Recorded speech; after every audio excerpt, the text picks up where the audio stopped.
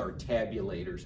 We've got about 20% of the locations out there where there's an issue with the tabulator, where some of the ballots that after people have voted them, they try and run them through the tabulator and they're not going through.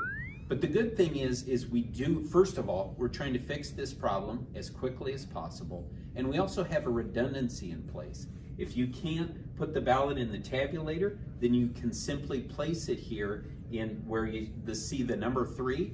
And this is a secure box where those ballots will be kept for later this evening, where we'll bring them in here to central count to tabulate them. So this would function much like early voting functions, in that we would get your ballot back. Once we've signature verified it, we would send it to our central tabulators. Ballots that are in here will already be in effect signature verified, so we won't need to confirm identity, but we will central tabulate them. This is actually what the majority of Arizona counties do on election day all the time. And just one thing to keep in mind, we have 223 vote centers across the county. So if there are lines at the location you're at or issues with the tabulator, if you would prefer to go to another location, you can do that. Doesn't matter where you go. Ballots will be taken out securely and delivered by a bipartisan team, so Republican and Democrat, down to here at the Central Tabulation Center where they will be tabulated. And while this is obviously not how the system was designed, this is a fail-safe that functions the exact same way as early voting, which you know we have been going through for the past 26 days. So in early voting, a ballot comes back in its envelope. Once we've barcode scanned that and signature verified it, then we take it into our tabulation center. In much the same way, ballots that are deposited in drawer 3 here will be brought to our central facility. They won't need to be they won't need to be signature verified, they won't need to be barcode scanned, and so they will just be fed directly into the tabulators tonight. Now, this is the same model that the majority of other counties use. Maricopa County has implemented this tabulate at the precincts system for some time, and the majority of voting locations still afford that. But for those that do not have that option, it can go into drawer 3. Thank you, Stephen. And with that, we're happy to take any questions. People say being told to leave the ballot with someone, don't worry about it. Is that safe? Is that what they should be being told to do?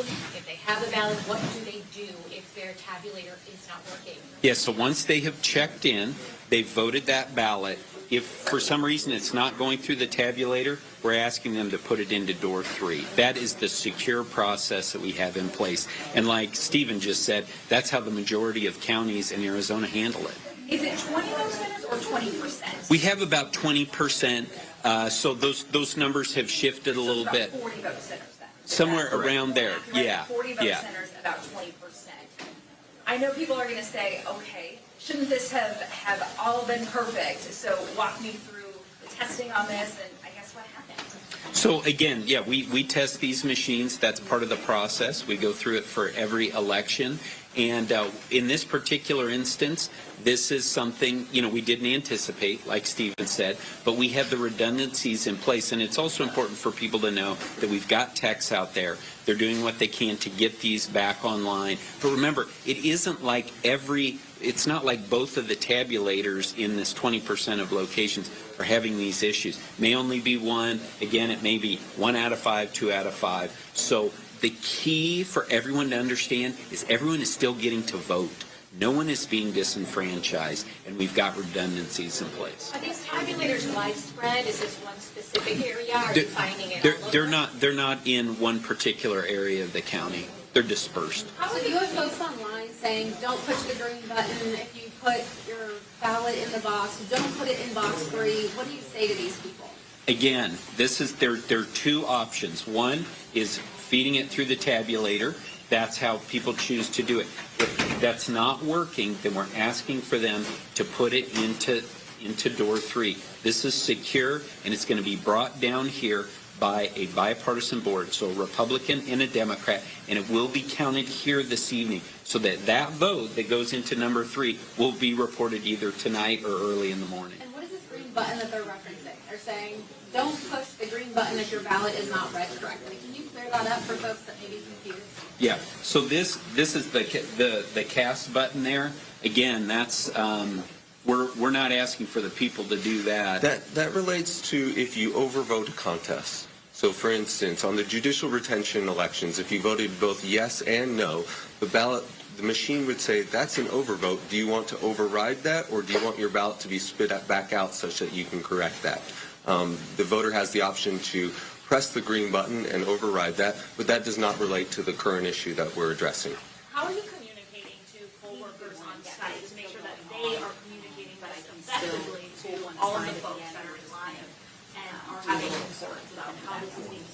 Yeah, so we've got a team here that's making sure that that's being communicated out to the poll workers. We have troubleshooters who are out there who are participating in it. So we have a communication coming out of this center to make sure that they're getting the same message out there across all of our 223 vote locations. You spent much of the last 2 years trying to convince the people here in Maricopa County that the election, 2020 was valid, that your systems in place are secure.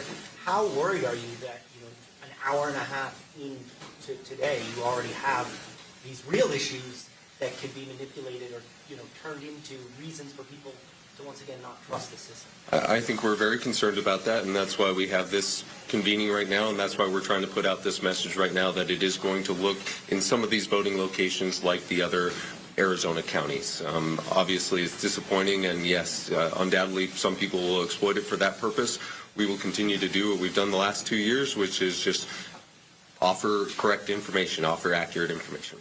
We have the techs out there, I know they're working on it, but how long do we expect this problem to last? Not sure at this point. Again, we're addressing it, and we'll get those up as soon as possible. But again, no one is being disenfranchised. That is the important thing. And none of this indicates any fraud or anything of that sort.